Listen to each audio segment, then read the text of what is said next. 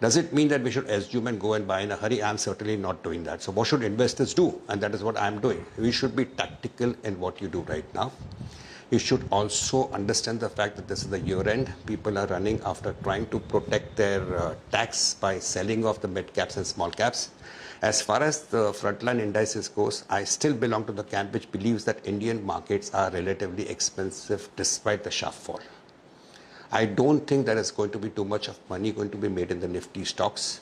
And I feel that this pressure which is coming on mid caps and small caps, forget the Gulf War, forget the war, it's also because of the year end. There are quite a few stocks which are going up begging right now, and they could give you a decent rally. So I am looking at tactical buying. I'm buying into ONGC and Oil India. I'm buying into some sugar stocks. I'm buying into certain chemical stocks where they have competition from imports because I see imports drying up. And the simple clue for everybody, included possibly you, Prashant, I'm sorry to say everybody, is that go and check up the winners post the COVID scenario.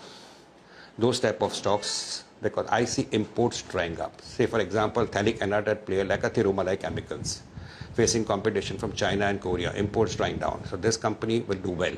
So go and buy into such type of stocks, and please accept one thing, that there are many stocks which were expensive, which have come down sharply, but even at today's valuation, they're expensive. So first parameter should be, I will not buy any mid cap or small cap where the earnings are getting distorted and where the valuations are more than 10 to 15 times as far as the PE. Meribun, Thirumalai, right? What else? Simple. Any other names? Thirumalai, what else?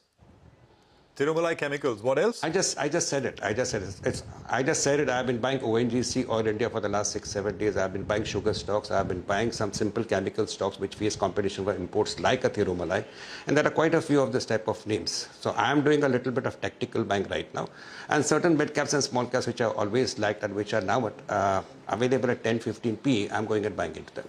Okay, in fact, sugar is doing well today. Sri Renuka is up 6%, Dwarikesh and Bajaj Hindustan also up 3-4%. Let's get those stocks up for you on your screen. Sugar is resilient, and that's a space Meribun is tactically buying. Let's talk about LIC Housing Finance. That's a buzz on the back of an HSBC note.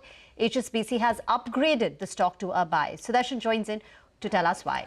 It's one of the few stocks today that is trading in the green, and today HSBC has come out with a note upgrading the stock to buy from hold and increase target price to 610 from rupees 570 per share. It has mentioned few catalysts. So first, firmer interest rates, potential of repo rate hike, faster disbursement and softening bond markets. And if any of the catalyst plays out, HSBC believes that there can be a sharp re-rating as far as LIC housing is concerned.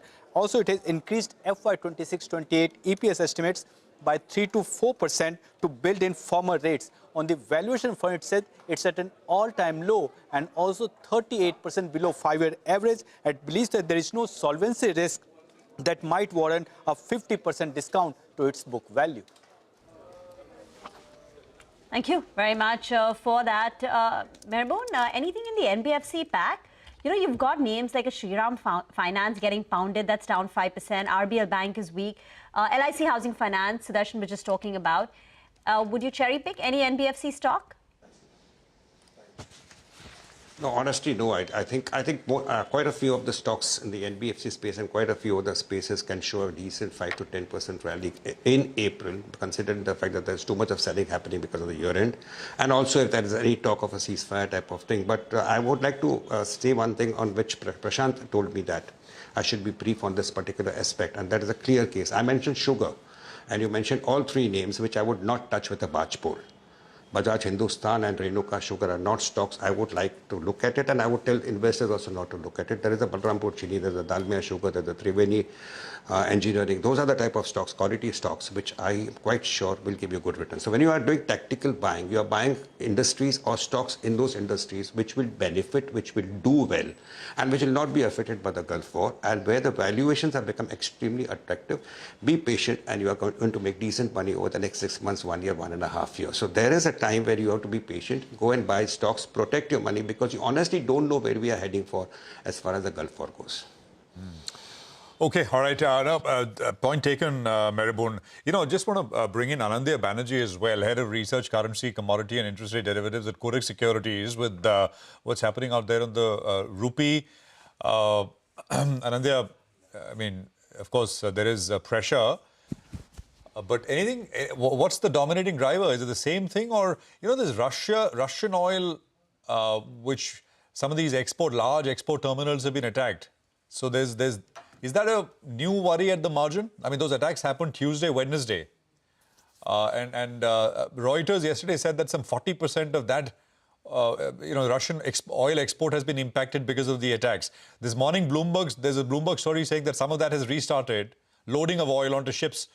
So I don't know. I mean, I'm just looking for, is it the old drivers which are at play, or are there any new worries here? Yeah, a very good afternoon, and thank you for having me, Prashant. The Russian attacks and all these things wouldn't have really worried the market unless and until the West Asian crude flow is almost choked. It's not just the oil; it's also the gas and other commodities. So anything which is now causing incremental